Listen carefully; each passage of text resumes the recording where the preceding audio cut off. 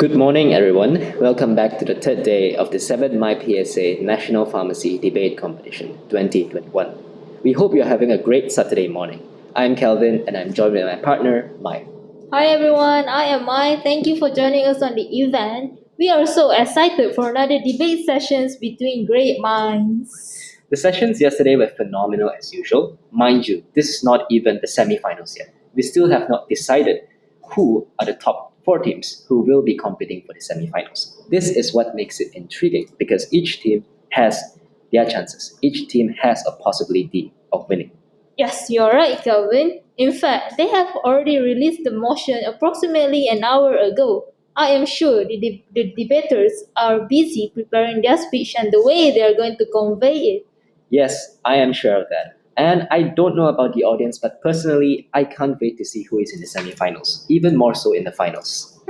Using the example Fiona had stated yesterday about the gladiators, I guess it's similar to the past where the audience would only tune into the competition when it's nearing the finals or the end because it's more exciting simply because the strongs are going against one another, or in another word, those with the same skill sets are up against one another. Yes, Mike, I do agree with you. But I think we have more important things to talk about than to talk about gladiators. Yes, I have forgotten that we still have our debate sessions. How foolish of me. Anyways, let's just proceed on with the motions for the first session. For the first motion of the day, this House will take away essential service givers, such as policemen, firemen, and doctors, the right to strike. Ladies and gentlemen, we hope you enjoy the debate session. We will now proceed on with the debate session in a short while. Thank you, everyone.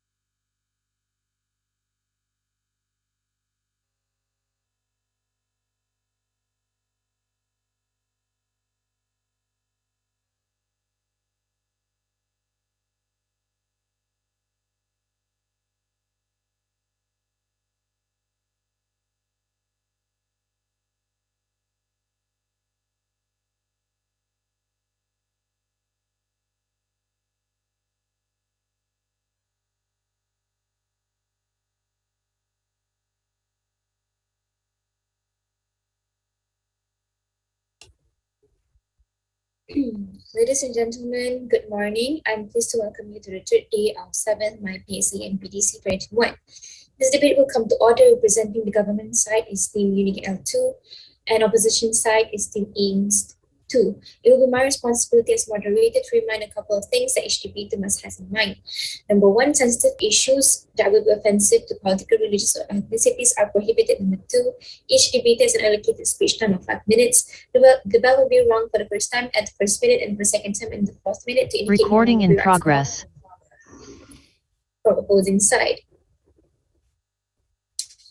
Number three, the allocated time for reply speech is 3 minutes with no eyes from the opposing side, and I will give you 1 minute time for preparation as requested. With that, I'd like to invite Prime Minister to open up the case here.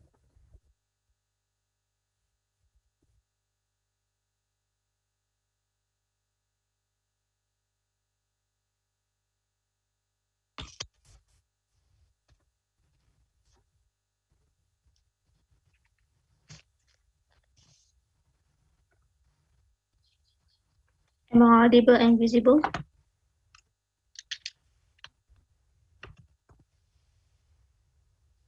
Hello? You're audible. Thank Thank you to Ms. Speaker. Regarding this motion, we as the government teams are fully support with these motions because public rights has more harms than goods. Moving on, allow me to address a few things in order to establish our case today. First, the reason we're debating these motions today is to show the public rights from these workers have more harms than goods. That allow me to bring the issue with the health contract doctors happening in this year, July, where doctors have lead to show their protest against the government, which these actions have put many patients in danger. And we, the government, is trying. What the government was trying is to maintain the order in the essential service sectors and to maintain the safety and peace in our community. So we want the oppositions to prove to us why they believe that our regulations should not be implemented and why the strike is not damaging the essential service and the public. Now, let's move on to the definitions for today's. First, the takeaway is defined as removal of something. In this text, we are taking away the rights of strikes.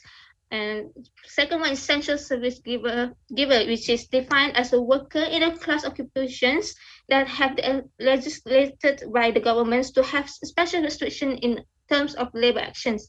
In this case, not being allowed to strike. For example, of essential service giver is workers in such as healthcare, public health, human service, force, public safety, and first responder. Next, the rights is defined as legal entitlements to have or to do something. In this case, legal entitlement is to protest. And the last one is definition of strike, which is a refusal to work organized by a body of employees as a form of protest, typically in attempt to gain agreements from their employer. For example, in these motions, the organizations of the public protest. Now, allow me to address the scope of these motions, where we will apply these regulations to all essential service in Malaysia, and to whom is to all the essential service giver, as we stated in my definition earlier.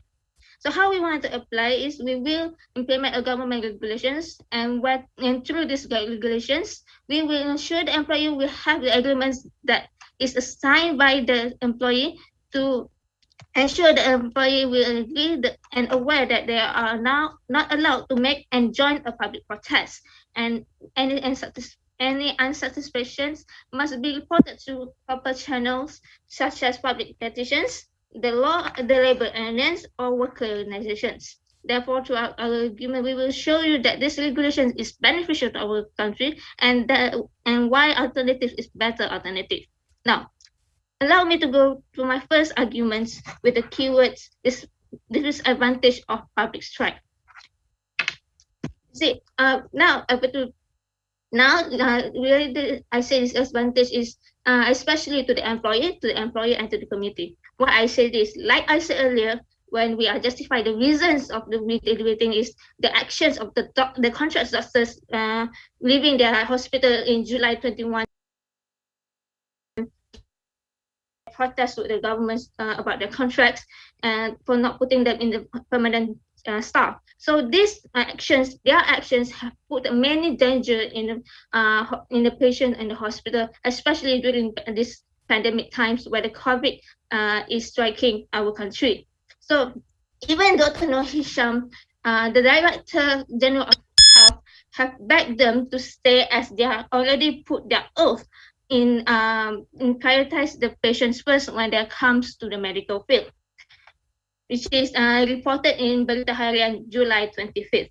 So I have to tell you that we already have the Industrial Regulation Act 1967, where the principal aim is to regulate relations between employer, workers, and the unions. So according to Dr. Milton Lams, the former president of Malaysian Medical Association, MMA, highlighted that this agreement over the contract system should in fact be brought to the Labour Department instead of the Malaysian Medical Council, MMC, since this issue is an employer-employee conflict. Therefore, this motion should be supported And because we believe public strike have more harms than goods. With this, I end my speech. Thank you.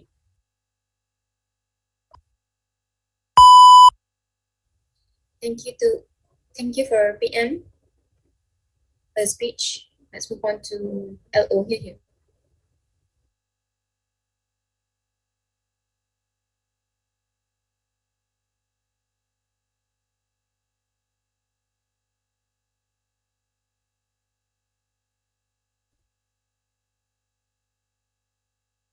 Yep. A very good afternoon to the Honorable Moderator, Precise Timekeeper, Vice Adjudicator, respected government team, and loyal teammates and member of the floor.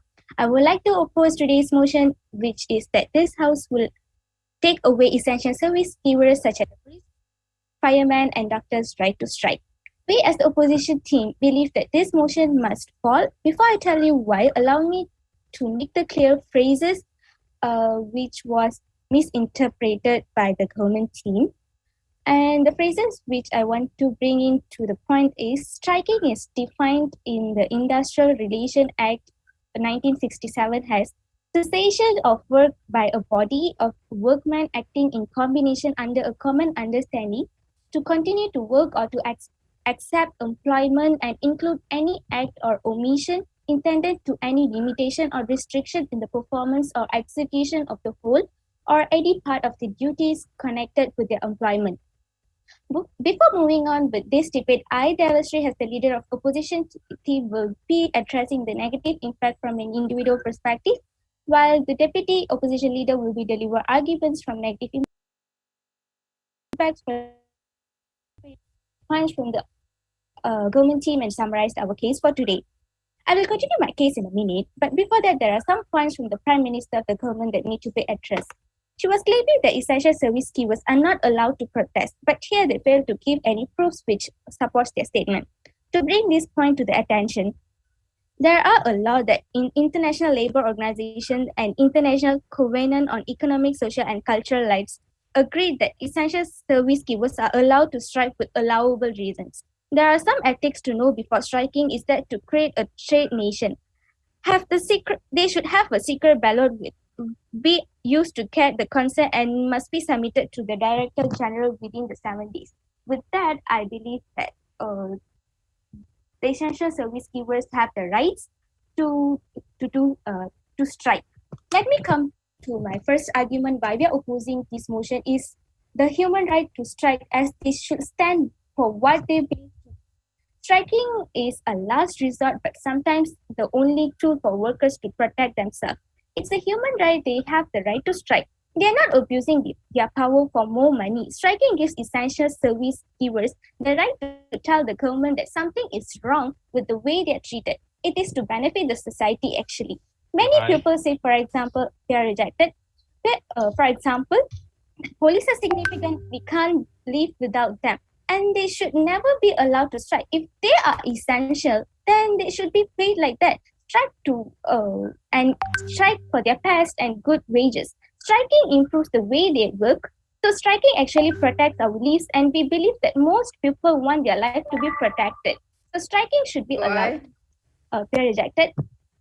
And moving on for my second argument, why we should allow the essential service givers to strike is to preserve their benefit. Essential service givers are someone that a wide role in a country in order to protect the human rights and also from the enemies.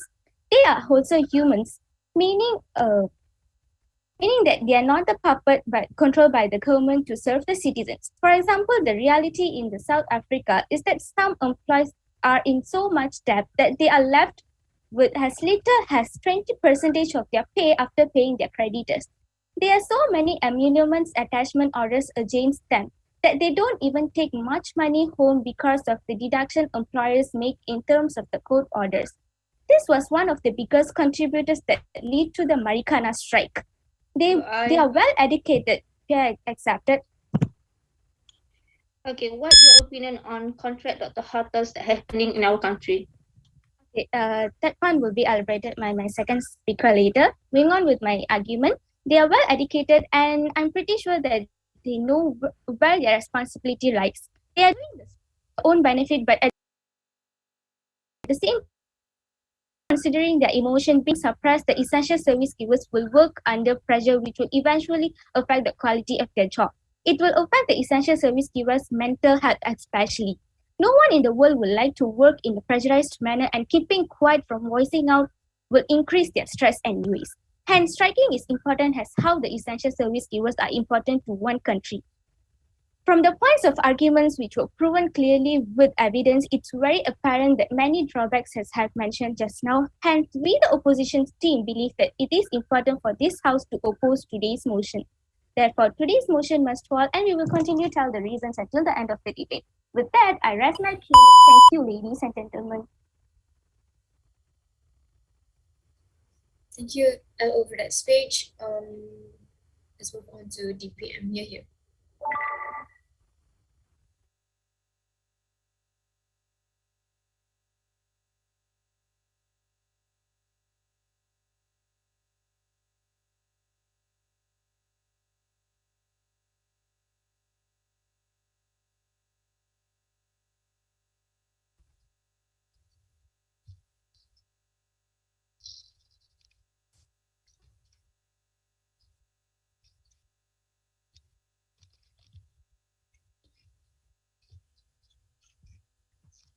Wait for a while.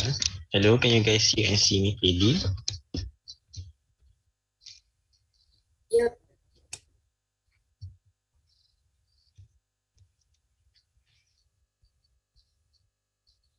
Thank you to Ms. Speaker, and a very good evening, IB, to the members of the floor. So regarding this motion, we as the government team believe that this motion should be supported.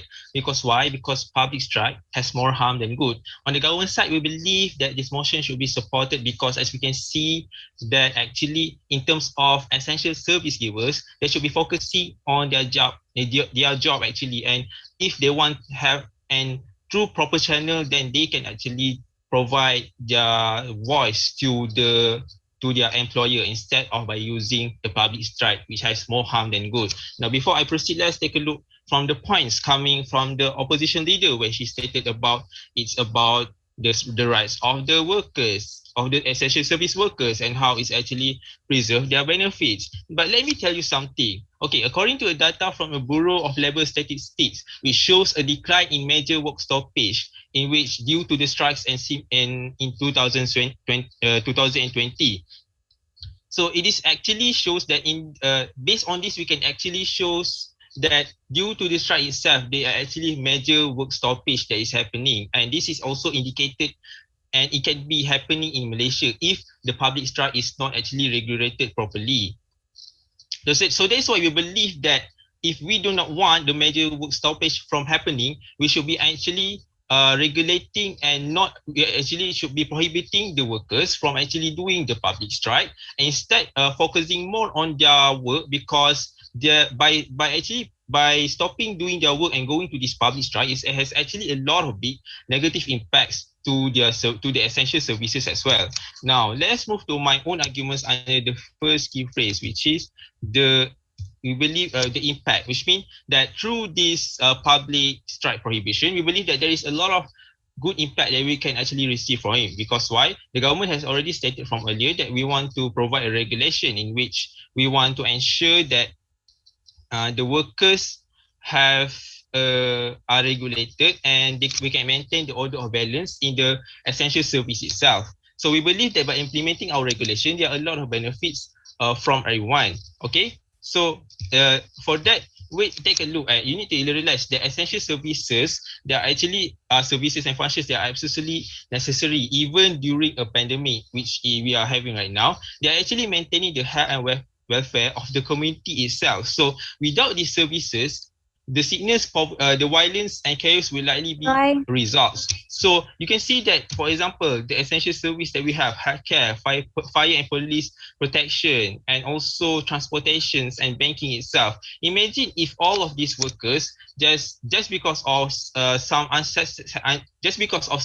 unsatisfactory that they have, decided that they want to make a public strike and abandon their work during that time. So this is actually very, very have a negative impact to the community. Because why? Because of the services they are providing. Actually, they cannot just leave their work and just go to strike.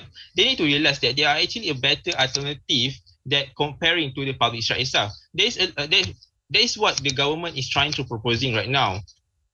We believe that employee will actually the impact of the strike prohibition we can see is that employee will not lose any benefits such as medical aid and insurance. And for example, especially the biggest one is to the community itself. Okay, for example, you can see that we can take a look at, for example, the recent strike that we're having in Kuala Lumpur, where people are actually striking for a better right where for the workers.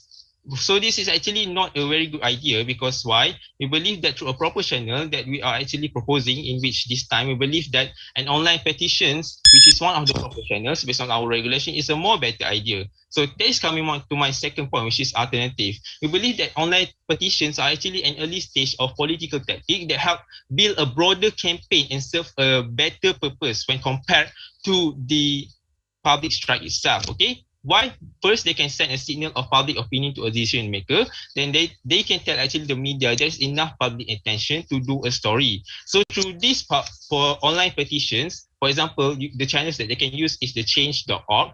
This is actually one of the single biggest impact of the petition, which is the awareness raising. Okay, because why? For example, that a change.org petition regarding the mercy for animals, about cruelty, it actually includes the same sort of information that one would read in the press about this topic. So in this sense, that through this change.org, which is one of the biggest online petition output there is, it can actually help to actually make people become more aware, and from this thing it can lead to a bigger changes. Okay, so that's why we believe that our regulations should be supported, and we demand the opposition team to show why our regulation should not be supported, because we as the government team believe that this motion should be supported, as public strike has more harm than good. And with that, I rest my case. Thank you. You hear? Thank you, DPM. Let's move on to the LO.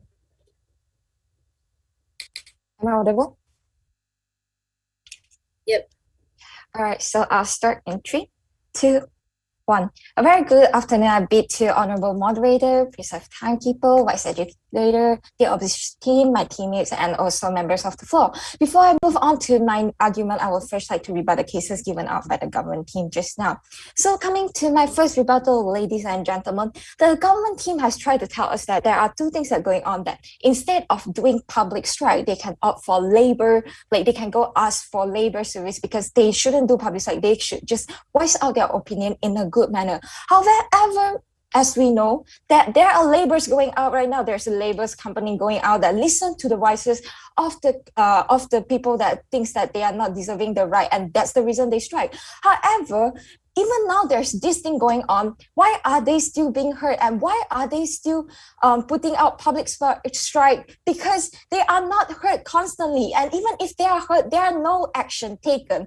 If they are heard, will they go to this extreme? This is the result when your needs are not being met. And furthermore, the government team has tried to tell us that instead of doing public strike, we can use the very linear form, that we can use the online petition. However, we know that there is a lot of issue going on the online petition right now, such as even the contract doctor issue started from online media. But are they being heard? I don't think so. And even the equality of education that are ongoing right now, are they being heard? They are not. So is online petition actually feasible, the government team? So moving on to our argument from the society point of view, essential service givers shall be given rights to strike, because to give more of a balance between essential service givers' powers and the government. As mentioned by our first speaker, the essential service givers are also humans and are not puppets controlled by the government to serve citizens, especially in a democratic country where we as the citizens have the right to voice our own opinions, so thus giving the rights to our essential service givers. Democracies give people a chance to become personally involved with their government. A government in a democratic country is under the control of the people and their voice. Then it is up to each rejected individual to decide their fate. As a result, people, including essential service givers like policemen, firemen, and doctors, can choose to vote in whatever way their morality decides. If the right is taken away due to the power given by the government will not have any pressure exerting from the essential service givers, which will further cause no action to be taken. This will further affect the mental health of the people as they have to live with the unfair situation throughout their whole life. Change should be done internally and not by the external force. When there is no force, where can we see the change? And when they don't have the rights to strike at all. Apart from affecting the essential service giver's life as an individual, giving a right to strike will protect both the nation and the public service in the nation altogether. Accepted? Okay, how can you be so sure that actually by doing this public strike, it can actually help to maintain the order of the essential service givers? There's not such evidence, there's not enough evidence regarding that. Maybe there is still yet not enough evidence, but as we know the contract issue that I will talk later, they are doing something right now, but online petition is more not feasible because there are clearly no action taken. So moving on to my point, apart from affecting the essential service giver's life as an individual, giving a right to strike will protect both the nation and the public service in the nation altogether, which will increase the productivity of the workers in the service, which will then cause a cascade effect to further boost the economy in the nation. By voicing out their opinions and doing actions when they are not heard, it improves the workplace happiness as we all humans hope that our needs are met. It is proven that employees working in a positive environment will feel the culture better, reflects their beliefs and values, and in turn they are more effective, efficient, and fulfilled in the work they do. We all want a better service to our country, right? Let's take an example of the contract doctor issue in Malaysia, as mentioned by the speaker from the government team. If they are treated equally and their voices are being heard, will they go against their own oath to quit their job? They strive for their rights in order to secure the job and work stress-free from the ongoing unemployment rate of doctors in Malaysia. This puts them in a positive work environment as their needs are being heard by the public, by the nation, and just because so, the government is starting to take action on it. But if they remain silent like how they used to, will the needs be met? When the needs are met, if it makes the essential service job to be more appealing to be a job to hold on to and makes the employees choose to stay in the country instead of moving out of the country to get the benefits that they're supposed to get. With the proper strikes to remain the needs that are needed by the essential service workers, it can help to the nation to nurture the young ones, the right to voice out and educate them on the issues so that they are able to differentiate between rights and choices. As they say, the saying goes, teens today, leaders tomorrow. Thus, with all the supportive evidence and arguments that we have brought to the floor, we as the opposition team hope that you can stand with us and allow the motion today to fall for the betterment of the nation. Thank you. Here, dear. Oh, let's move on to whip government. Here.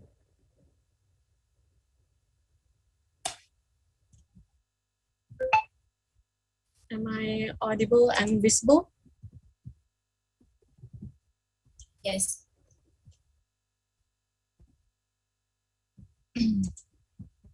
All right.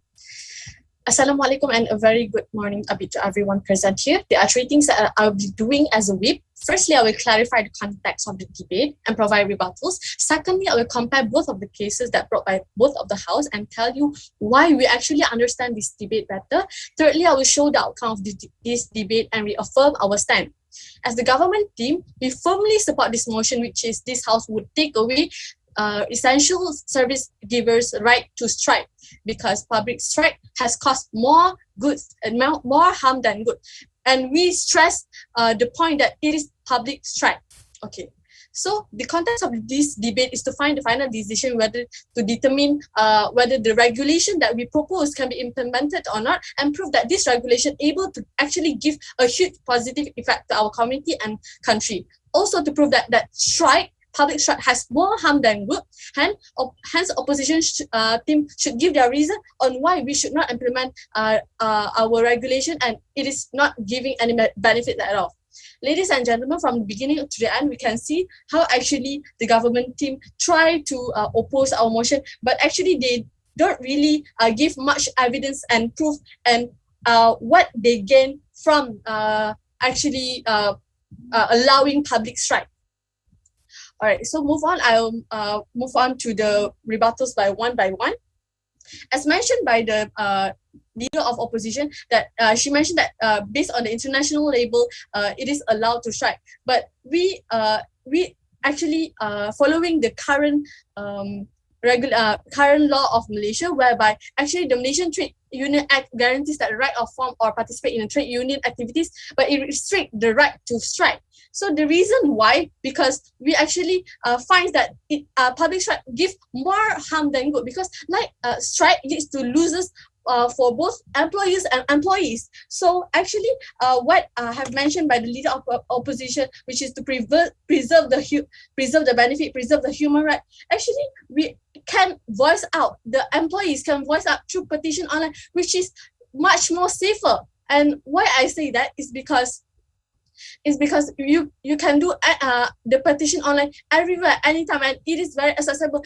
Instead of doing the strike publicly, which can harm the public and also the both employer and employee. Why I say like that? Because strikes leads to losses of business and revenue for employers. And when the workers down to their tour, everything in their places of work come into downhill. And the employers also need to deal with the negative feedback from the customers, investors, and other people. Don't you think that? And which may result in boycotting their product. So if this happen, actually, it will lead to the no jobs for the employees that is doing the public strike, right? So you need to consider all these things. Moreover, when a strike is legal and it lasts for a longer period, an industry may opt to employ temporary workers who pose additional cost to the industry, as they still need to pay for the striking workers. So employees also are in danger to losing their wages and the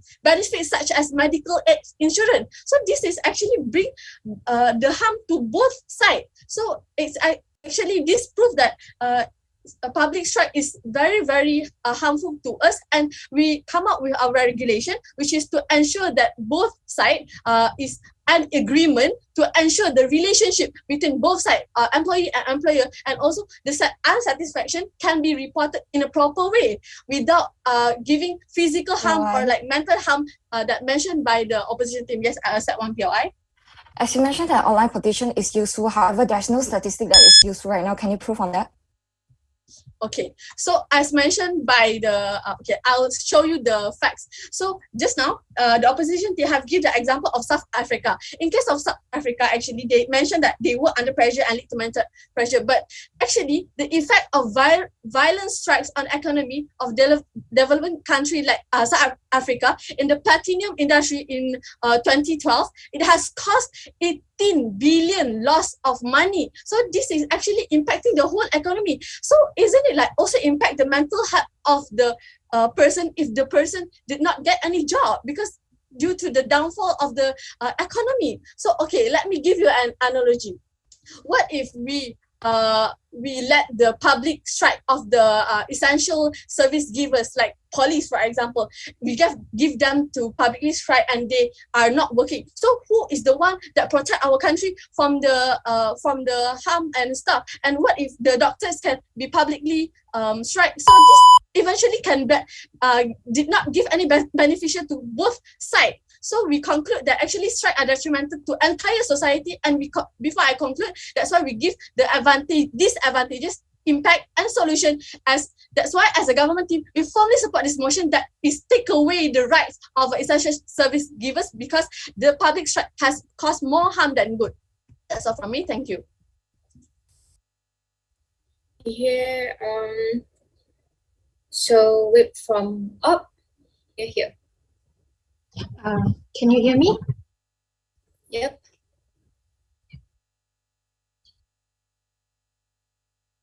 Good evening, ladies and gentlemen, our adjudicators, loyal teammates, worthy opponents, and all members of the floor. To begin with, as the opposition whip, I still stand behind my team in going against our motion for today, where the opposition team believes essential service work givers such as policemen, firemen, and doctors' right to strike should not be taken away. I will continue our case in a minute, but before that, there are a few things about the government team speech that need to be addressed. The speaker of the government team has tried to tell you that contract doctors leaving their job puts patients in danger when still more and more graduated doctors are waiting for employment. Moreover, if they are fulfilled with their needs when striking started, they wouldn't have left their job in the first place because all they are demanding is for fairer treatment for more than 20,000 physicians who work without permanent position and play a key role in fight against countries' worsening coronavirus pandemic. I, representing the opposition team, believe that it is human rights, and if the government team were in their shoes, I think they would agree with us. They are the main frontliners of the country, and they are even ready to risk their lives in order to save and protect the country. I ask you, my dear government team, by just asking for their rightful rights is wrong. Is this how you like to repay their services? Moving on, the first speaker of the government team keeps emphasizing POI rejected, keeps emphasizing by signing regulation with employees to not strike in future. How sure is the government team that the employers will follow the black and white? Because in workplace, agendas and black and white fade easily. This is ridiculous. How someone just assumed the workers will be loyal to the agreement they made, and employers have really good lawyers to turn the table around. We are humans, and at times we cannot suppress anyone's emotion to voice out. And my opposition leader has clearly mentioned that there are already laws to support the right of the essential service givers to strike with allowable reasons such as the low wages and if their safety in workplace is jeopardized. To emphasize the point, the law mentioned was intentional labor organization and the intentional covenant on economic, social, and cultural rights. Also, our worthy opponents keep focusing on little unsatisfactory that essential care workers have when there are many reasons to strike. Take, for example, contract doctors proposed by the POI rejected, proposed by the government. The doctors are fighting to have permanent jobs so they can serve better for the citizens. They are fighting for job insecurity, dear government. Public strike bring more harm than good, but strikes come in many forms. As for online strike, the government team say essential workers can have online petition and it's beneficial. But as my second speaker has clearly mentioned, it is clearly not a feasible idea and there are no statistics to prove them. And also, 18 billion lost in money due to public strike when the essential care workers are fighting for their rights. Is it okay to treat them unfairly on essential workers who are the gems of the nation? Yes, POI accepted. For your opinion, what actually are the benefit and function of doing the publicly strike? Are they actually are they actually listen to the voice out opinions? Yes, because public strike will not be happening in a small scale, so it will be happening in big scale, which will be sensational, and media will be publishing it so that the issue will be brought forward and many people will know about it. And I hope that answers your question. Before I end my speech, allow me to summarize on why the motion for today shall fall. The right to strike is a universally accepted principle enshrined in the 1948 Universal Declaration of Human Rights. It has been developed at international level by the International Labour Service, ILO, supervisory bodies, but is not mentioned explicitly in the ILO convention or recommendations. Essential care workers are paid to serve the society, hence they totally have the rights to voice out, and they know very well about their profession and internal work system more than anybody else. It is also essential for them to prevent their benefits because not being allowed to strike to give out their opinions might as well affect their mental health, which none of us prefer, especially government. Giving essential care workers the right to strike for what is right definitely make them feel appreciated to provide better services in their field, which increases productivity and eventually benefits the nations socially and economically. Last but not least, humans should have the right to voice out their opinions, especially in democratic countries. It is considered totally unfair if essential workers who are fired just because going against the proposed motion by the government and voicing out their opinions freely. That is solely ridiculous because as a government, I'm well aware that it's their dominant job to fulfill citizens' needs and some empathy in understanding their point of view. Remember, there is no smoke without fire. Only when something isn't going in the right way, people, especially essential care workers, are altogether choose to strike. With all these reasons, ladies and gentlemen, I believe the motion for today shall favor our opposition side. Thank you.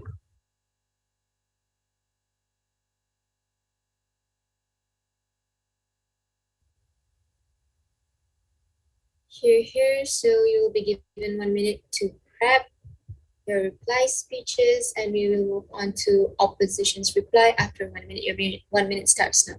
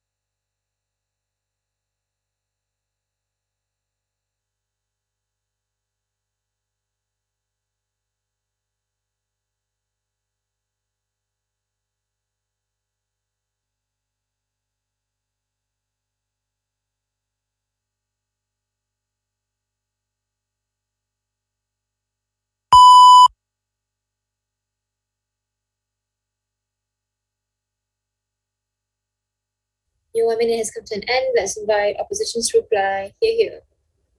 Hello, am I audible? Yep. All right, so I'll start in 3, 2, 1. Hello, ladies and gentlemen. There are a lot of fine lines drawn in today's debate, and in my reply speech, I would like to summarize both sides' cases, and I will tell you our team differences with the government team. Let's cut to the chase. First of all, let's see what the government team is trying to say. They claim that the Hatha doctor issue is bringing the healthcare system down. Yes, we acknowledge that they do not obey their oath, but as a human, we all have need and instinct to survive. When we don't feel secure, how are we going to prioritize others before us in a common sense? We are not superheroes. We are humans. When one's deserving rights is not fulfilled, do you think that the essential service givers will be able to resume their lives in a normal manner? Secondly, there are no evidence that show that the public strikes are helping. They claim that. However, the proof is that the government right now is not doing any job despite the so-called online petition ongoing until a public strike is happening and puts a huge amount of attention on the government. Isn't the government giving us a more invisible when online petition is just like any other website to play with when there is no action taken? Again, the online petition does not do much as it is not visible move as what I've mentioned just now. And thirdly, the third speaker claimed that there will be a lot of negative sides such as no one will be working, no one will be doing their job. However, how are they going to work on their job when there are no one taking over their job in the future? The graduates are leaving Malaysia due to the unfair treatments and waiting to go overseas to serve for other countries. This is very, very devastating, and especially for the doctors, they have spent 5 years of education and yet they are facing in so much and their jobs are not even guaranteed in the future. Unsatisfactory of the customer they brought out because they are not doing their work. However, again, how is it different being physically there to do their work, but their mind is just not at the right place due to the unfair treatment given by the government? With no statistic and data proven, overall their points are based on assumption and no factual evidence to support their points. They have only brought out the Hatha doctor issue. However, we strongly believe that that issue actually favors our side, as the government team is now doing something right. They are doing something because of the public's right. Moving on to our side, the opposition team kept on giving realistic statements and factual evidence to support our today's motion. To summarize, as said by our leader of opposition, it is the human right to strike, as they should stand for what they believe to be right. Strikes are considered a right to self-defense.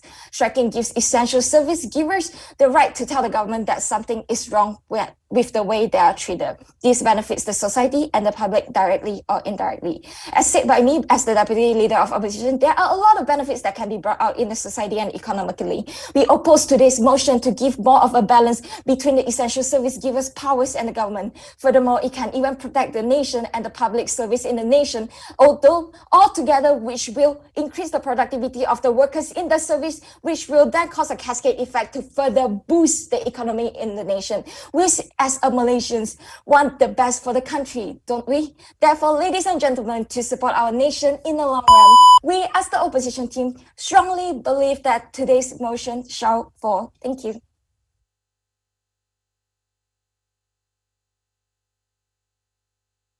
All right, let's move on to the last speech of today's session.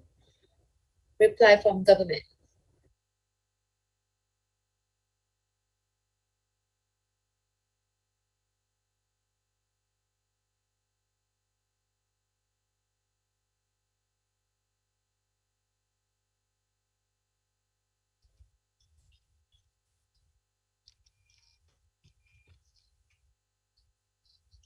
Hello, can you guys hear and see me clearly?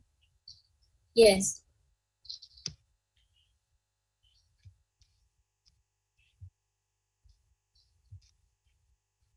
Ladies and gentlemen, representing my team for the last time, my speech will be divided into two levels, in which the first level, I will address all the flaws coming from the opposition team, and on the second level, I will show why the government case is better.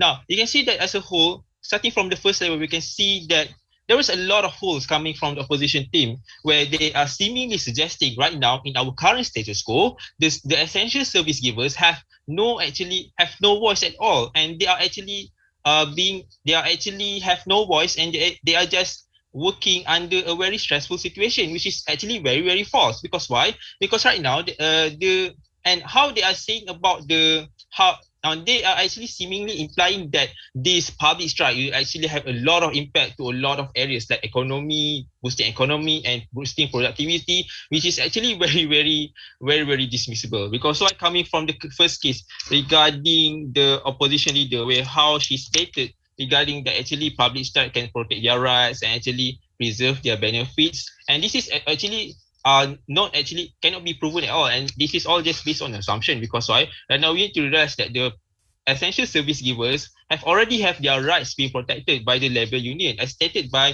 my prime minister.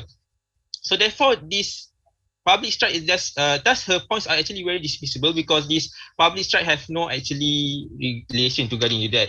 And you need to realize that, for example, let me give an analogy. If a student have a dissatisfactions, are you going to actually go on a strike and not attending school? No, right? There are a lot of proper channels, such as going to counselors and looking for help. So there is the help through the reports. So there is actually the same thing with essential service givers. There are a lot of other proper channels that can be used. And how the second opposition state about giving more balance to the essential service givers and change, and this is actually very dismissible as well.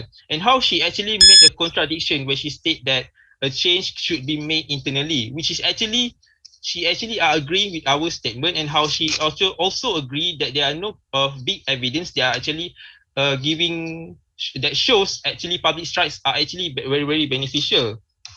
And just see how the doctor, and you can see that, for example, the Dr. Halta strike, the doctors do the public strike have actually be impact? No, because the doctors not become permanent, and this shows that the impact are not effective. And for government case, we want to ensure that we want to avoid the strikes in Malaysia from becoming actually violence, such as in South Africa, where the strikes in South Africa are becoming more violent and common, and this affects the business, employees, and their families, and eventually the economy as well. So we want to avoid that by saying that by believing that the regulation should be done in which prohibition of the public side is a must. And we have also, as the government side, we have already listed out all the disadvantages coming from the services from the strikes, and we have give the impacts of the strikes prohibitions, and we have shown how good is our alternative is through the online petitions and its impact to the community. Therefore, we believe that this motion should be proposed because of the harms of the public strike. It has more harms than good to our community. And with that, I raise my case. Thank you.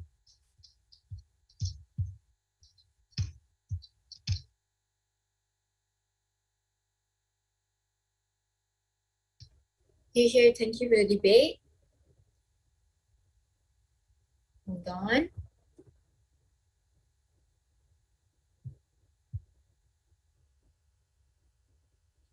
Okay, thank you for the debate. Thank you for your replies from government side. Ladies and gentlemen, with that, we have reached the end of the debate session. We hope you had an excellent time watching the great speakers, and we'd like to sincerely thank you for tuning in. However, participants are required to enter another room for the feedback and results. For the audience, the results will be announced soon. So stay tuned and thank you.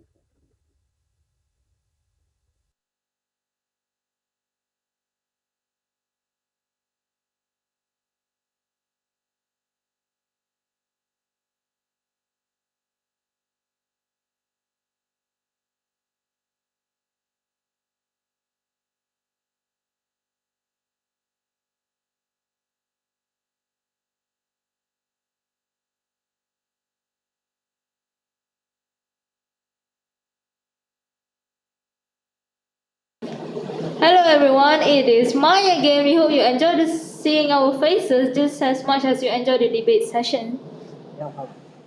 That self praise is not going to get you anywhere, Mai.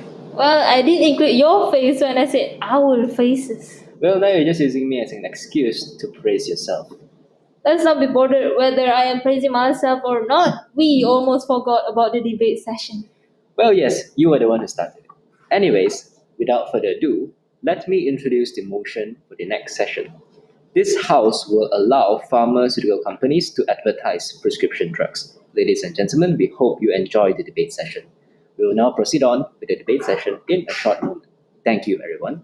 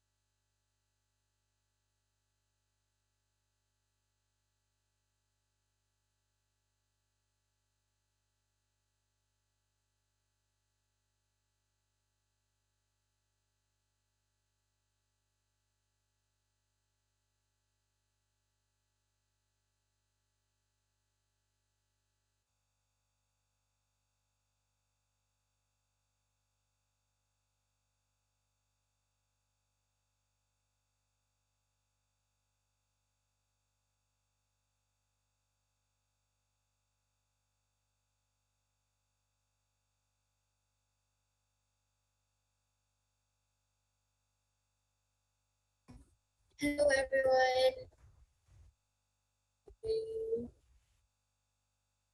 Ladies and gentlemen, good afternoon. I'm pleased to welcome you to the third day of 7th MyPSA NPDC 2021. This debate will come to order. Representing the government side is Team Unit L1 with and then opposition side with aims 1. It will be my responsibility as moderator to remind a couple of things that each debater must have in mind.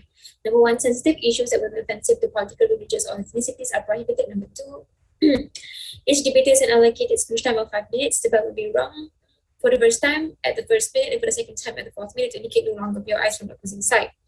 Once 5 minutes has been reached, the bell will be rung twice to indicate that the allocated speech time has come to an end. Number 3, the allocated time for a reply speech is 3 minutes with no eyes from opposing sides. I'll give you 1 minute for preparation time. With that, I'd like to invite Prime Minister to open up the case for the motion. This House would allow pharmaceutical companies to advertise prescription drugs. Yeah. Okay, thank you. Before that, am I audible? Yes. Okay.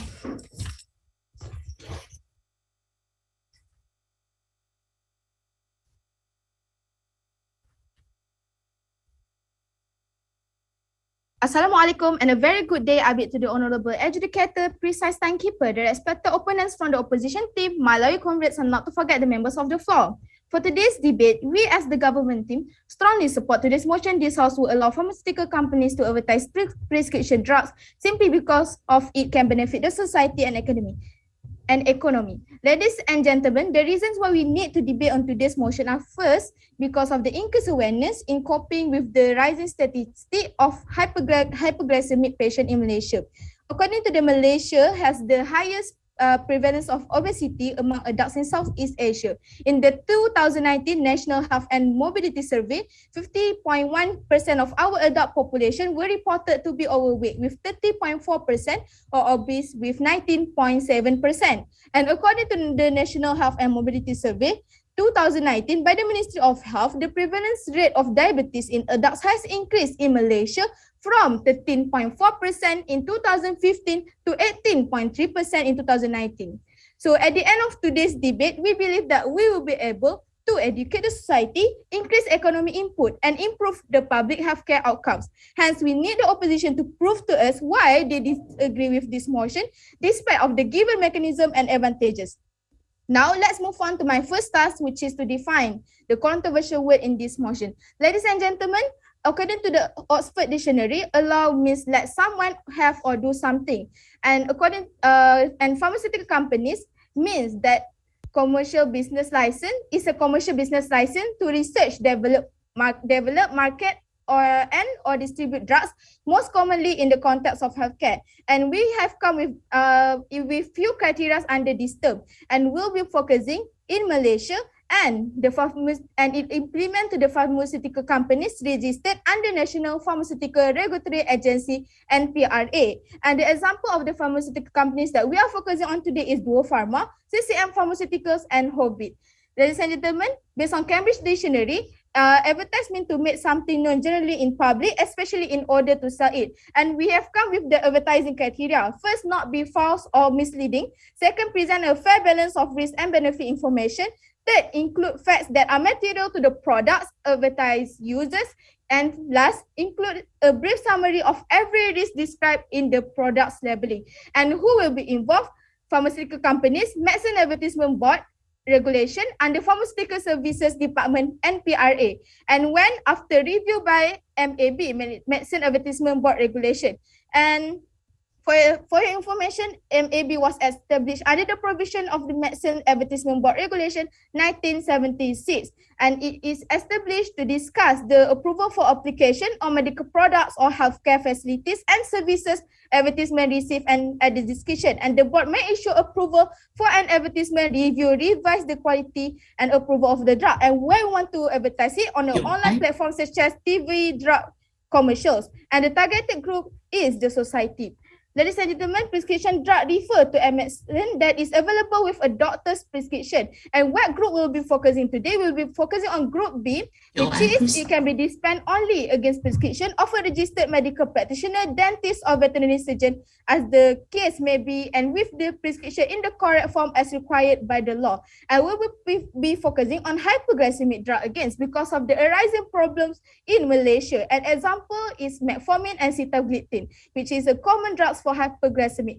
To summarize today's motion is about this house will allow pharmaceutical companies registered under MPRA to advertise the prescription drugs. So ladies and gentlemen, before that, I as the Prime Minister will provide a solid argument under keyword mechanism. My second speaker will rebut and provide her own solid argument under the criteria to advertise and advantages. Lastly, our third speaker will rebut all the problematic idea and strengthen our case. Moving on to my second task, which is under the keyword mechanism. Ladies and gentlemen, we would like to implement the DTCA, Drug to Consumer Advertising, as being implemented in United States 1990.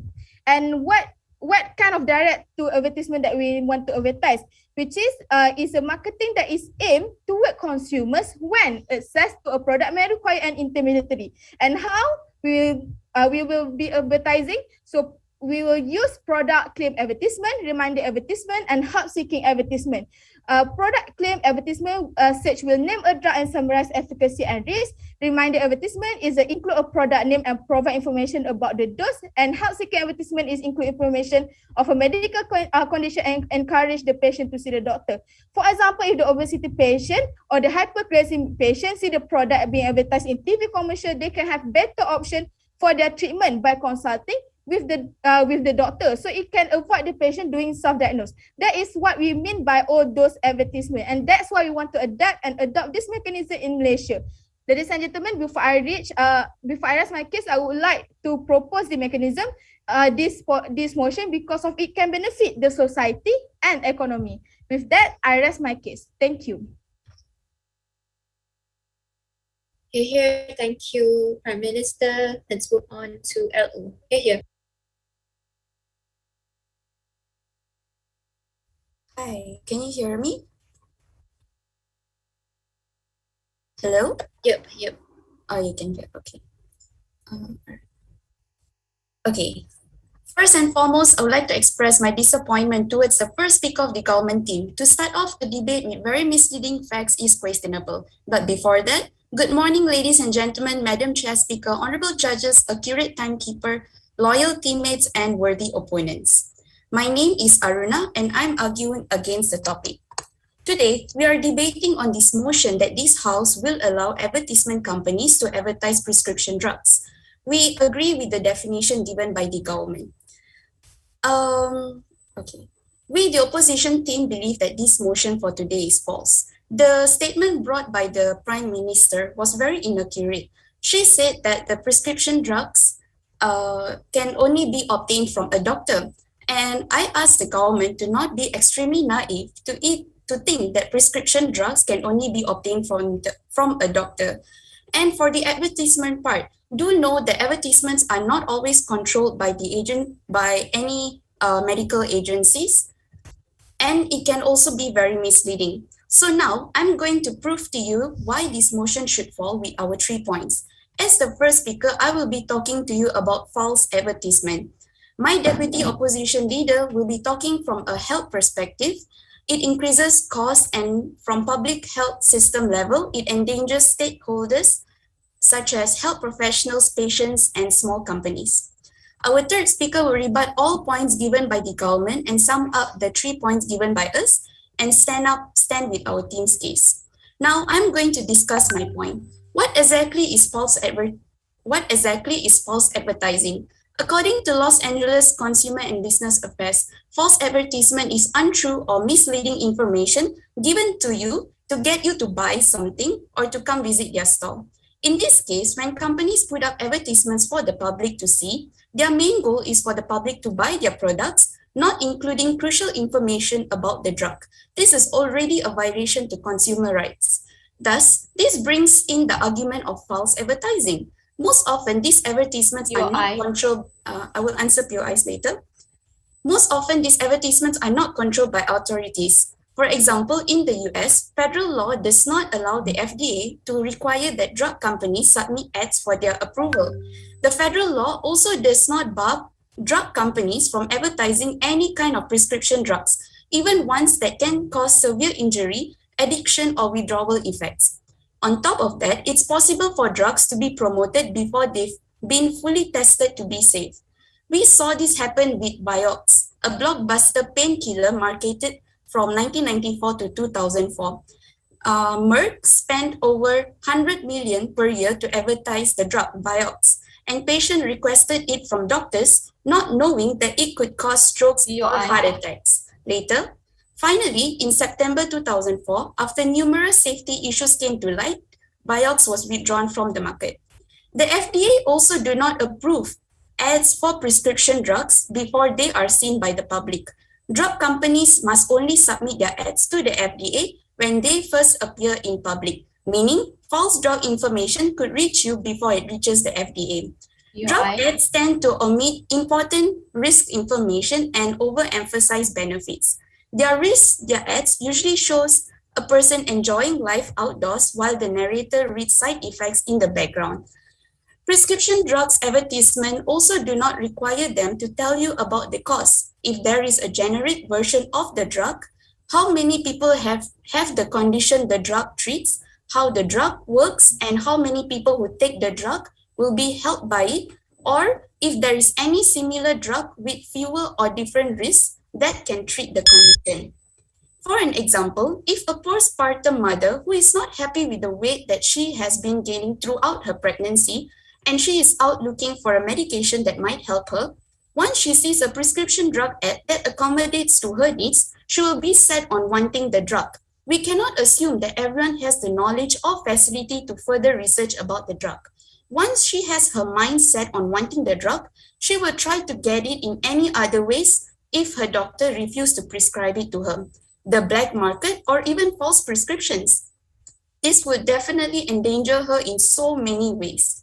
2 years ago, the American Medical Association called for a ban on advertising prescription drugs and medical devices directly to consumers, saying the ads drive patients to demand expensive treatments or less costly ones that are also effective. Even the doctors have called out a ban on these ads. Doctors are professional on their field. So ladies and gentlemen, I would like to conclude that me and my team strongly believes that this motion for today should fall, and we will continue to tell you why till the end of the debate. Thank you. Here, LO. Thank you for that speech. Let's move on to DPM. Here.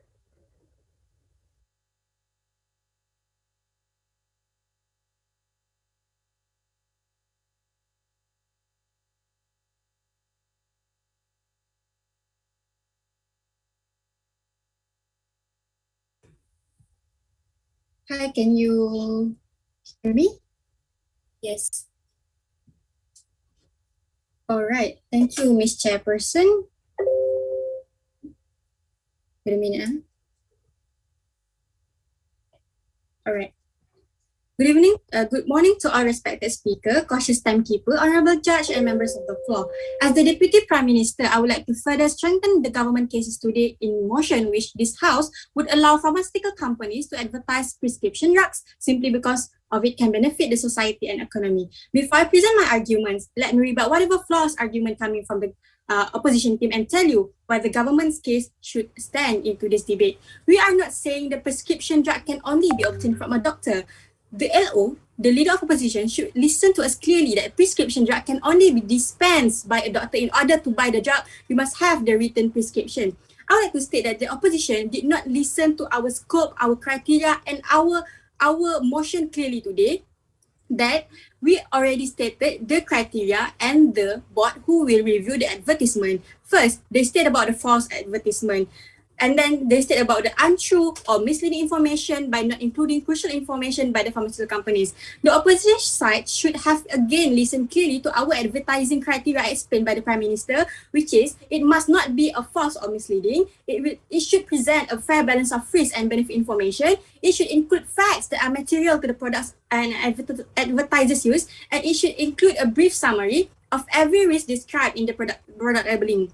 Your statistics about the federal law and FDA who do not have any rights are actually out of our debate topic today. In Malaysia, we are actually focusing the implementation in Malaysia that we are using the laws by the Medicine Advertisement Board regulations under the Pharmaceutical Service Department NPRA. And after the review by the medicine advertisement, then only the advertisement can be done. Move on to my argument under the criteria to advertise and also the advantages of the advertisement. Okay, we are trying to implementing the drug to consumer advertising as being implemented in the USA 1972.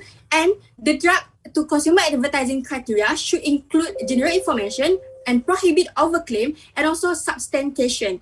Okay, under the general information, the advertisement should contain information that is reliable, accurate, truthful, informative, fair, objective, and ambiguous, balanced, up-to-date, and be capable of substantiation and a good taste. They should do not contain any misleading or unverifiable information either directly or by implication that's likely to induce unjustifiable medical use or to give risk to undue risk. Next, under the prohibit overclaim, it should not be false or misleading. It should present a fair balance of risk and benefit information, include facts that are material to the product advertised use, include a brief summary of every risk described in the product's labeling, and advertisement should not contain any statement or visual presentation which, whether directly or not directly by implication, is likely to mislead the consumer about any product.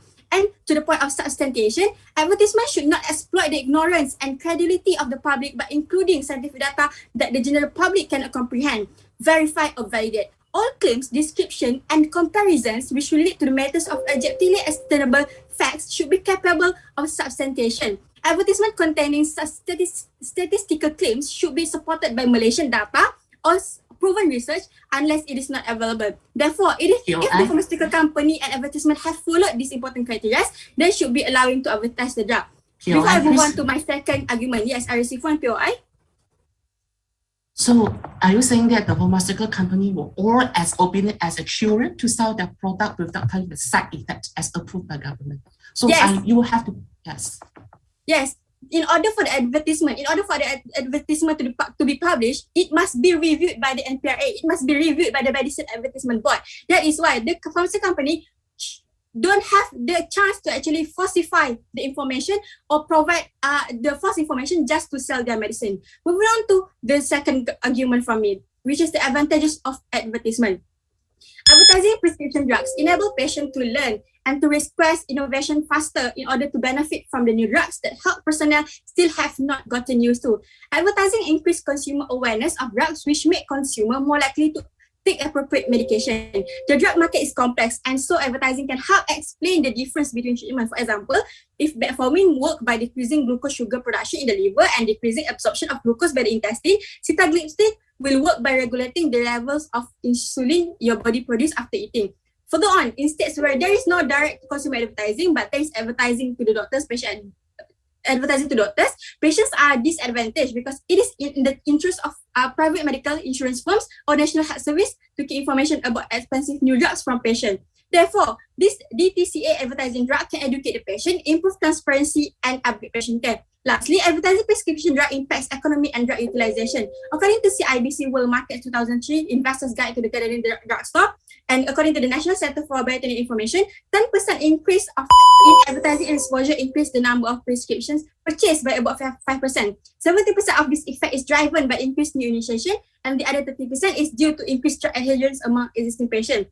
And therefore, advertising will increase health benefit because it increased the number of prescription, purchase and drug adherence, and the take-up of information drugs for treatments like the hyperglycemia drug. So by the 3-point of mechanism, the advantages and the criteria of advertising, we as the government, we are supporting to this motion that this house will allow pharmaceutical companies to advertise prescription drugs simply because it can benefit the society and the economy.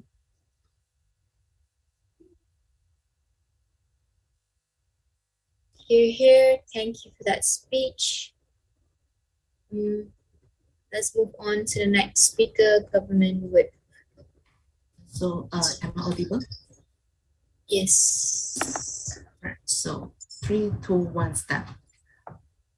Today it's very clear that government team do not know the WHO guide on a drug advertisement. Ladies and gentlemen, even the FDA has no right to ban the advertisements that the drug having a serious side effect. For the medical advertisement board, they will only approve the product based on the information submitted by the pharmaceutical company. They have no right to intervene or improvise on the critical data they being provided for the pharmaceutical company before they approve the information to the medical advertisement board. So how the MPRA, as stated by the government team, is going to ensure the information submitted by them is accurate and not going to fraud at all? I think this question has to be answered by them. Before that, I want to bid a very good morning to the educators, every member of the floor, respected government team, and my teammates. Today, we're here to debate over the motion. This helps a lot the pharmaceutical company to advertise the prescription drug. And as the opposition team, we strongly reject these motions. I is going to provide the rebuttal against the government side and continue with our case to show how we stand throughout the debate. First, it is quite naive for the government team to assume all the advertisement is not misleading. Are you going to sell the product by the pharmaceutical company by not by telling all the side effects that it may have? I think you are not a businessman, right? Secondly, from their side, they are talking about the safety of the medication will be ensured before they advertise such product. So how are you going to benefit the society when you cannot ensure the safety at all? We have to remember that the pharmaceutical company, they are the businessmen before they care for the people. They will try to hide any undesired effect of the drug being advertised. So it is quite naive and innocent for the government to assume that all the pharmaceutical company will obey all the rules set by the government. And about the appropriate medication dosage, are the government thinking that the advertisement is a good information? Isn't it the doctors or the pharmacists is a better resource of information for them to know deeper about the medication? Moving to our first argument, from the perspective of healthcare, we believe that advertising in prescription drug is going to increase the cost of healthcare. According to the American Medical Association press in 2015, they called a ban for age of prescription drug because there is negative impact of the commercially driven promotions and the role that marketing calls play in escalating the drug price.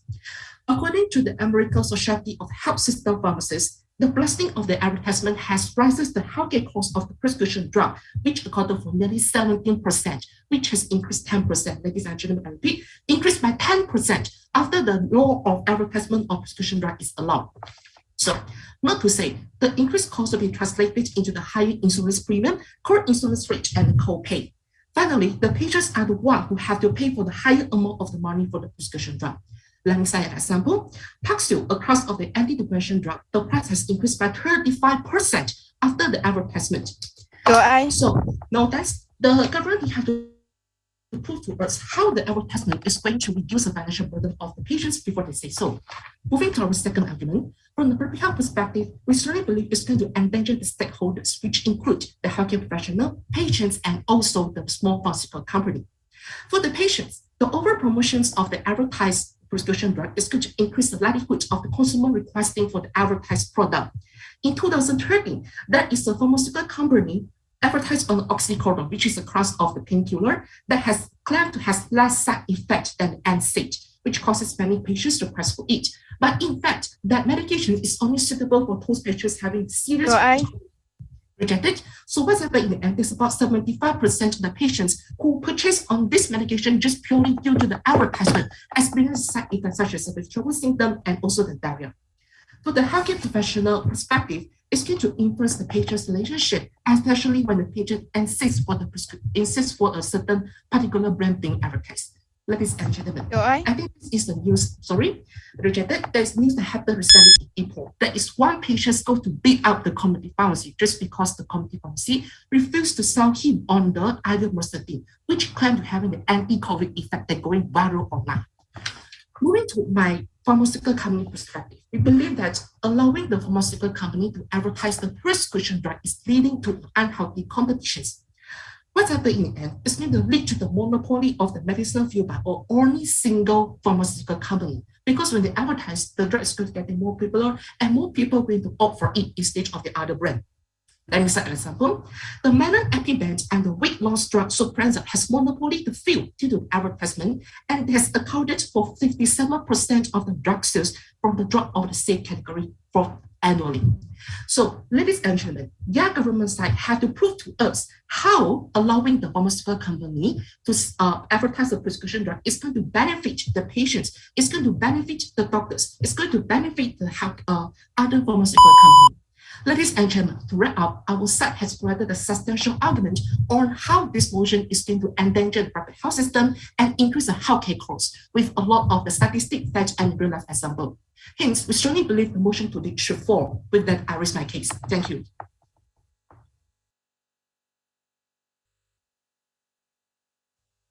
Hey, whip opposition. Here.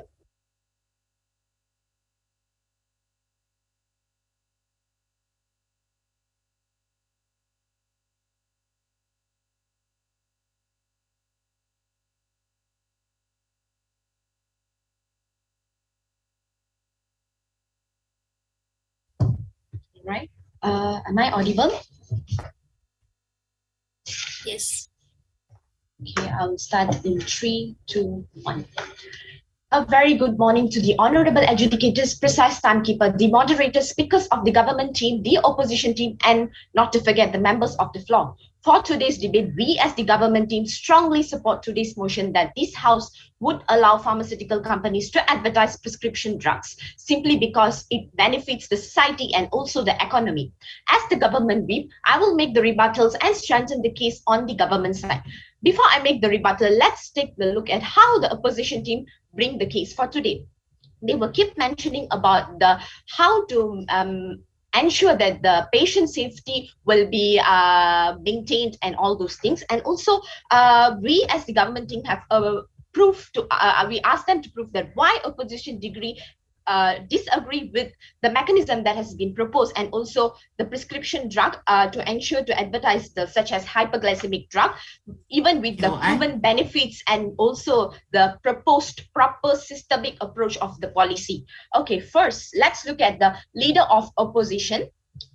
She has mentioned about misleading facts could be given by the advertisement. Okay, so and we actually advertise the prescription drug like hyperglycemic, it actually being approved by the NPRA. That has been emphasized by our second speaker and also the Prime Minister as well. But I think the opposition team failed to understand that it will be only advertised after systemic review that has been done, and they do not understand the criteria that specifically have given by the Prime Minister. They have stated there will be a fair balance and risk and benefit of the drugs will be stated, and also including the facts that are in specific about the product will be advertised. So they again and again they fail to understand the criteria and keep asking about that.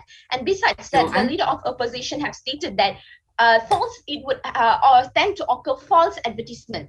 Okay, false prescription is not simply that can be occur, okay, because prescription have their own registered number and also have the specific signature from the medical practitioner before it's being prescribed to the patient. So the false prescription is very unconvincing argument that is brought by the leader of opposition. Okay, of course, NPRA will ensure that accurate information will be given because we have a proper regulator and also scientific boards to actually make sure that the process is sufficient and it is in a proper way. Okay. Besides that, they also give an analogy that about gain weight when the pregnancy woman had to gain weight. So just to accommodate, and because of the advertising information, she really wanted to get the medication. So she will somehow tend to get the medication and will occur black market and stuff. This is not really something to relate with the black market. Again, I would repeat that it is not false prescription to occur is very rare, as there are registered pharmacy and also medical practitioner in a professional way. So how it will occur? Before that, I would like to have a BOI. Is there any? Yes.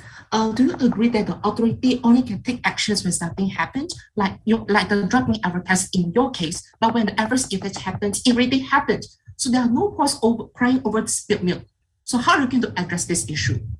Okay, thank you for the POI. So as I would like to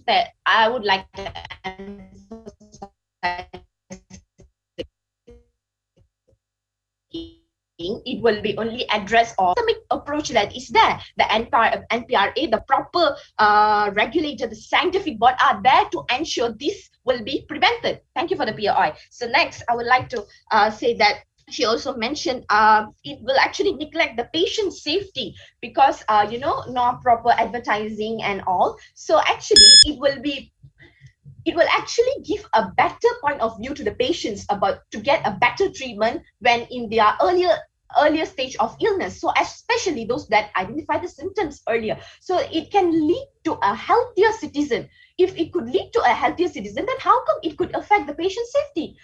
As a consumer, they become aware of the disease and at the earlier stage, and also thus will find the drug that targets their problem at an earlier stage. Many drugs can prevent or reduce the likelihood of the patients. So it is very undeniable about the patient safety that has been kept on mentioning by the opposition team. So the US system dates from 1997 legalization and administered by Food and Drug Administration. They have predominantly telecast in television about this advertisement, which lists of the proper information about the drug, where this will allow the consumer to actually get the proper information in detail. So others defend advertising is a helpful tool, but matching the right drugs to the patient to them need. With that, I will summarize. We as the government team have clearly explained the proposed policy criteria of the advertising and advantages of advertising the prescription drugs, such as the hyperglycemic drug. On the government side, we strongly support to this motion that this house would allow the pharmaceutical companies to advertise prescription drugs simply because it benefits the society and economy. With that, I end my case. Thank you. Thank you so much. So I'll be giving 1 minute for blind speech preparation. So 1 minute starts now. Moderator, I haven't. Oh, I'm sorry. Oh, wait. Yeah, here.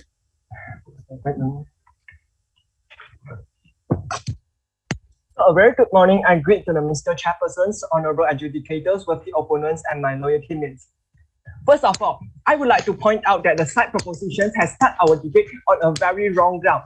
In their world, they are legalizing the advertisements of the drug in order to increase the awareness of the people to cope with the obesity and hyperglycemia. So it is their assumption that when we advertising the drug, you will see more increasing in the awareness about the issue of hyperglycemia and obesity, and you yourself, it is a prescription drug, and in they means that when you see the advertisement, you will buy the drug yourself and treat yourself, which is entirely untrue and very dangerous. This is equal to say that when you see the advertisements about the car, and then you will learn how to drive safely. And so it is very unfair for us to prove that by legalizing the drug that we are able to cope with this disease. The main motive of legalizing the advertisements is not about the coping the drug, but help the patients to make an informed choice when they are getting the treatment from the doctor. Secondly, they are stating the criteria, right, ladies and gentlemen. Their criteria is based on the concepts in which they are stating all of the good side of the drug without stating of the harm side of the drug. So in this context, how are they going to ensure that the patients will not be misled, saying that there is no harmful effect and demand the doctor to prescribe their drug? And also they make a mistake that MPRA is not responsible for regulating the advertisement. It's only for research and also supervising the quality of drug. It's mainly regulated by the Malaysian Advertisement Board. And now we come to they are also making a contradictions in which they say they want to imitate the DTCA in the United States in 1990. And while we have to already tell you the data in which the FDA have already no right to regulate the advertisement about the drug in the market, well, they say, oh, in Malaysia it's not the same. We will still state the criteria for the advertisement to follow. But why are you imitating the United States now? So it is entirely contradicting stuff. So now I will start or switch on two contrasts, which are the effect on the stakeholders. No, thank you. And then now we are going and about the economy. First of all, effect of the stakeholder. The first stakeholder in this very important point is the patients, which sides make better benefits to the patient. Well, ladies and gentlemen, they are telling you a weird concept in which by advertising the drug, the patients will be more informed. But their advertisements is already all about the good sides. For example, metformin. Do you know that once your kidney CrCl creatine clearance is below 50, you actually cannot take the full dose of metformin? Will you force the advertisement to force content? Well, ladies and gentlemen, we say that prescription drug is too dangerous to be advertised. So it must be obtained from the correct doctor through the correct prescription. In our sense, we tell you we'll protect the patients by letting the patients to have a treatment first before they can get an informed consent from the doctor or the pharmacist about the activity of the drug, the dose that need to take and then the toxicity dose, so that they can protect themselves better. Secondly, they are talking about the pharmaceutical company. They are also saying themselves that when pharmaceutical company is making advertisement, they are actually increasing themselves. So we say that it is actually an unhealthy scenario because this will lead to the monopoly of the markets. But you see, I would like we can justify from the effect of Panadol. The active ingredient of the Panadol is paracetamol. But do you know that aside from the Panadol, there are actually another brand name such as Unimore, Afternon. But you don't know, right? Because this is due to the effect of advertisement. So what it will cause? This will cause a vicious cycle in which that led the pharmaceutical company into a very unhealthy competition environment, and hence this will actually do bad to our economy, bad to our pharmaceutical industry in the long run. No, thank you.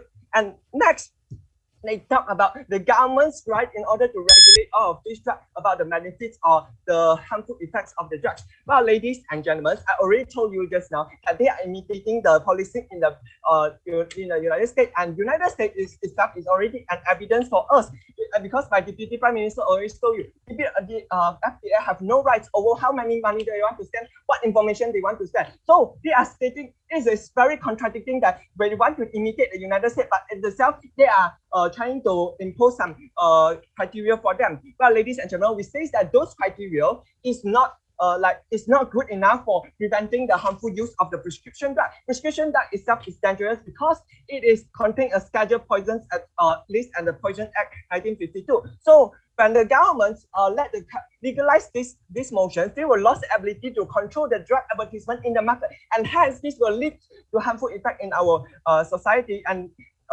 make it because there are full of untrue advertisements. Just imagine when you open the computer, there will be all around the advertisement about drug, and you, based on self-awareness, they say, oh, I'm a bit fat, so I'm having obesity, I'm having diabetes, so I will go to talk to the doctor. Doctor, please prescribe me. And from the case of ivermectin, we know that doctor is actually very hard to reject the patients. So with all that said, we say that our side actually, by unlegalizing the advertisements, and we are actually do more harm than they do more benefits than the harms compared to their side. Thank you very much. With that, we are proud to oppose. Thank you very much. You here, thank you for that. I'll give you 1 minute for reply speech prep. Your time starts now.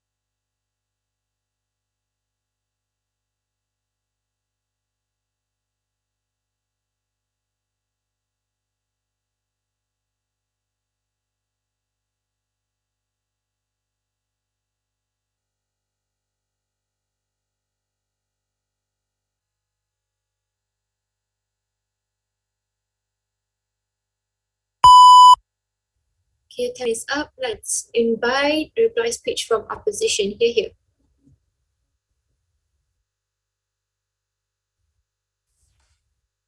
Hi, am I audible? Hello? Yep. Oh, okay. All right. Hello, ladies and gentlemen. Now it is time to wrap up our debate.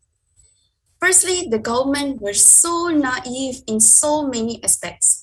Firstly, to think that all advertisements, even in Malaysia, goes through thorough screening by the NPRA is so wrong. If that's the case, why do we see an extreme increase with misleading ads on the TV? With what I mean by misleading ads is ads without actual benefits, inaccurate information, or downplayed side effects. Did you know that there are 5,000 medicine ads on a daily basis? And also, these ads reaches the healthcare professional first, not the NPRC. Only then, any false ads will be reported to the NPRC.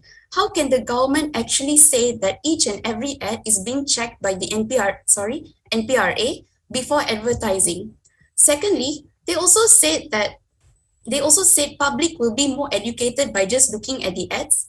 Public with no medical background or have very limited knowledge regarding the drugs. Most of the time, they don't even ask their doctors and do research on the product. Even they agreed that obtaining prescription drugs is not only from the doctor. This means that consumers who believe these misleading ads can obtain these drugs from other places and not from their doctors. Won't this further endanger the lives of the public? They also focused on hyperglycemic drugs, which makes their argument so weak.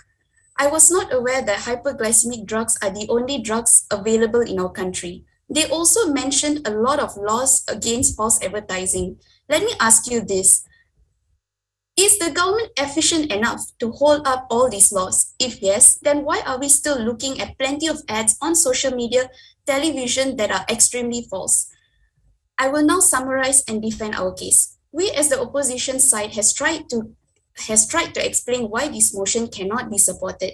As the first speaker, I have spoke to you about false advertisement. False advertisement is a violation to consumer rights and is not controlled by the FDA or the NPRA.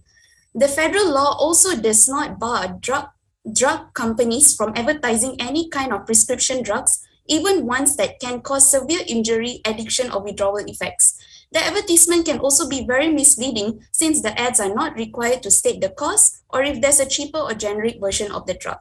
This sort of false advertisement will target consumers who want a quick and fast solution to their problems. And my deputy opposition leader clearly mentioned in his speech that by letting the pharmaceutical companies to advertise the prescription drugs, it can increase the price of the product. It will be a burden to the doctor and the patient. They are sick and they are paying for something that is not necessarily effective. In contrast, the arguments brought up by the government team were filled with assumptions, but and ifs, and has no support or proof from any factual data, nor articles that supports today's motion and their claims. We as the opposition team are the voice to the minorities. We have presented an excellent case as to why supporting this motion today will bring more harm than good to the people. With that, we rest our case. Thank you. Here. Hold on a second.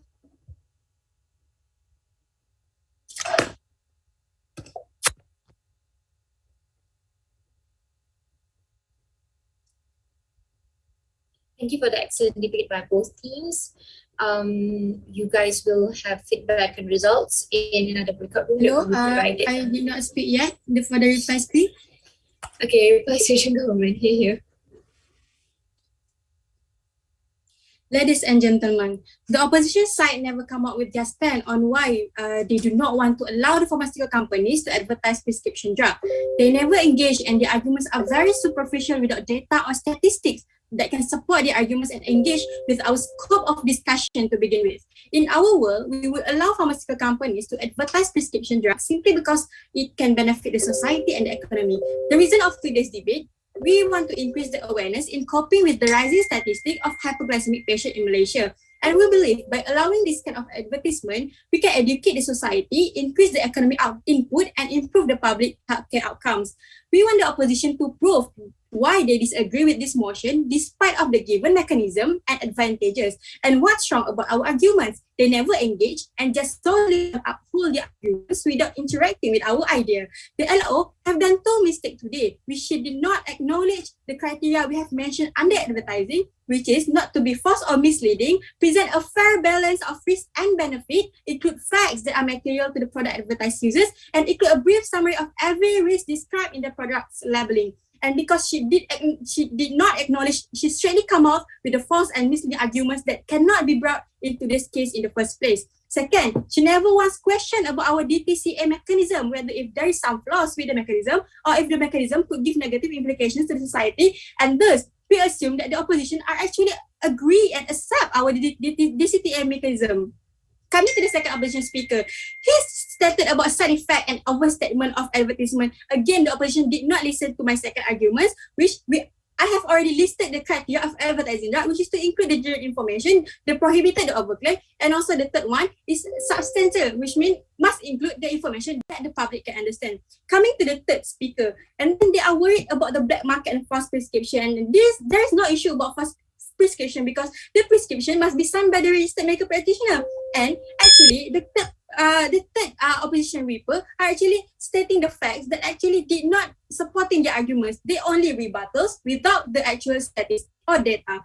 And let me give an analogy of our cases today. If the patient see the advertised prescription drugs, they can know better. They can consult with doctors and they can get the drugs that are being dispensed the medical practitioner like pharmacists, doctors. And when the society become educated, they can make a good purchase of the drugs because they have consult with the doctors through our mechanism just now. And at the end of the day, all of these advertisement must go through our NPRA, which is the Medicine Advertisement Board under the NPRA, and all the information must be correct and according to the scientific regulatory and also the regulators board of the NPRA. So the arguments brought by the opposition today are all cannot be accepted into this motion. This is why we stand that our government team are strongly supported this motion and will accept this motion because we have provided all the mechanism, criteria, and also the advantage. And in our word, we will allow pharmaceutical companies to advertise prescription drugs simply because it can benefit the society and economy. Thank you.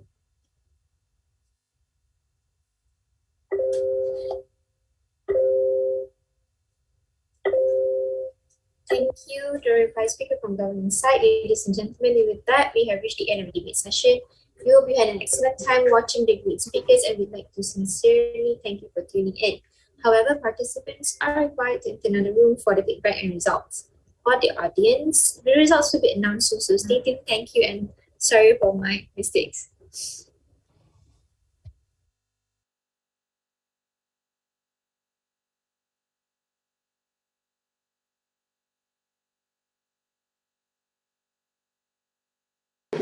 Welcome back, everyone. It is a pleasure to see everyone again. Even though we cannot see your faces, we know you are exhausted without any food in your stomach. Fear not, we are not going to commentate on the previous session, and instead, we will save your time. We will jump straight into the motion. Hi everyone, it is me again, Mai. I hope you don't grow tired of seeing my face. Anyways, here is the motion for the next sessions. This House will allow doctors to opt out of performing procedures for moral reasons. Ladies and gentlemen, we hope you will enjoy the debate sessions. We will proceed on. Thank you.